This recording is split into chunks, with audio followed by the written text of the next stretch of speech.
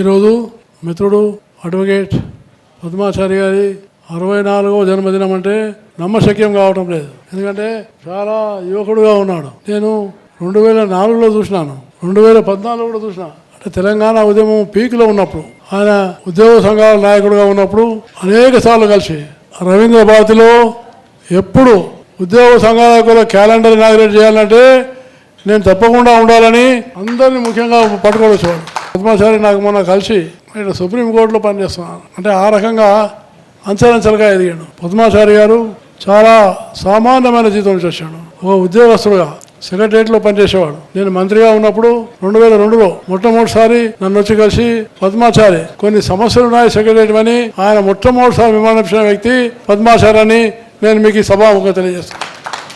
అప్పటికి తెలంగాణ ఉద్యమం పెరుగులే, ఇంకా అంకురార్పణలో ఉన్నది. 2004లో నేను పార్లమెంట్కి ఓడిపోయినా. అప్పుడప్పుడే ఈ తెలంగాణ ఉద్యమం బాగా ఉధృతమవుతుంది. కానీ తెలంగాణ ఉద్యమంలో ఉద్యోగ సంఘాలకు అధ్యక్షుడిగా ఉండి ఉద్యోగ సంఘాలన్నీ సమైక్యపరిచి మొత్తం 2004 నుంచి 2014 వరకు సంపూర్ణంగా పనిచేసినటువంటి నాయకుడు పద్మాచారి.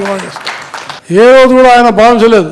చాలామంది నేను ఉద్యమంలో చూసినాను నాయకులుగా ఉండేవారు. కానీ పద్మాచారి గారు నేను నాయకుడిని కాదు, నేను ఉద్యమకారుని అని చెప్పేసి ఆయన నిలబడ్డాడు.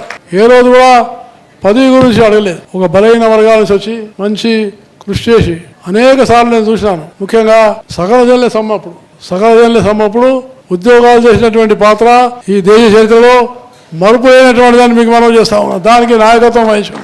భారతదేశ చరిత్రలో ఈ సకల జనుల సమ్మె అనేది చాలా గొప్ప చరిత్ర, చాలా గొప్ప ఉద్యమం.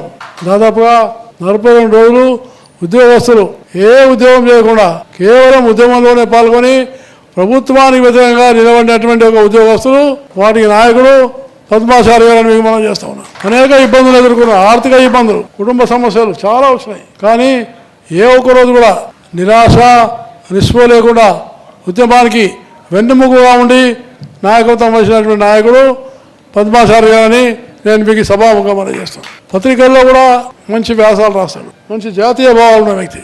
జాతీయ భావాలు ఉన్నాయి. ప్రాంతీయమైనటువంటి ఒక తెలంగాణ ఉద్యమం చేసిన జాతీయమైన భావాల నాయకుడు పద్మాచారి గారిని నేను మీకు సభాముఖంగా మనం చేస్తా ఉన్నాను. మన ఇంటి కోసం మనం కొట్లాడతాం, అవసరం వస్తే దేశం కోసం కూడా అదే విధంగా పోరాడుతున్నటువంటి ఒక మనస్తత్వం ఉండాలి. ఆ రకంగా పద్మాచారి గారు రిటైర్మెంట్ అయినా కూడా క్రియాశీలంగా ఉన్నాడు. ఇంకా నేను భగవంతుని కోరుతున్నాను. ఎందుకంటే ఆయన కుటుంబము ఆయన అడిగాను. ఇప్పుడు పద్మాచారిని ఒకరు కనపడుతున్నది, కానీ జన్మదినం రోజున ఒకరు ఉండకూడదు. ఆయన సతీమణి కూడా ఇక్కడ ఉండాలి. వాళ్ళిద్దరిని కూడా మనం సన్మానించాల్సిన అవసరం ఉంది. నేను అనుకున్నాను ఇంటర్వ్యూ చేసిండని. సో ఆ రకంగా పద్మాచారి సింపుల్ సిటీ, సామాన్యమైనటువంటి ఒక జీవితం గడిపి సింపుల్ సిటీ ఉండి హైయెస్ట్ థింకింగ్ ఉంది. చాలా సింపుల్ లివింగ్, హై థింకింగ్ అనేటువంటి ఆలోచనతో నడుస్తున్న నాయకుడు పద్మాచారి గారిని మనందరం కూడా అభినందించి ఆయనకు ఇంకా భవిష్యత్తులో ఉన్నతమైన పదవులు రావడానికి మనందరం సహకరించాలని నేను మనసారా కోరుకుంటున్నాను. ఇంకా ఆయన సేవలు తెలంగాణకు, దేశానికి, ఉద్యోగస్తులతో పాటు ప్రజలకు బాగా ఉపయోగపడే విధంగా మనం ఆయనకు ప్రోత్సహించాలని, అదేవిధంగా ఆయన కూడా ముందుకెళ్ళాలని నేను ఈ సభాముఖంగా కోరుతూ మళ్ళీ ఒకసారి ఆయనకు, ఆయన కుటుంబానికి 64వ జన్మదిన సందర్భంగా శుభాకాంక్షలు తెలియజేస్తూ భగవంతుడు ఇంకా మంచి ఆరోగ్యాలు ఇచ్చి మంచిగా ఆశీర్వదించి ఉన్నతమైన పదవులు ఇవ్వాలని నేను భగవంతుని ప్రార్థిస్తా ఉన్నాను.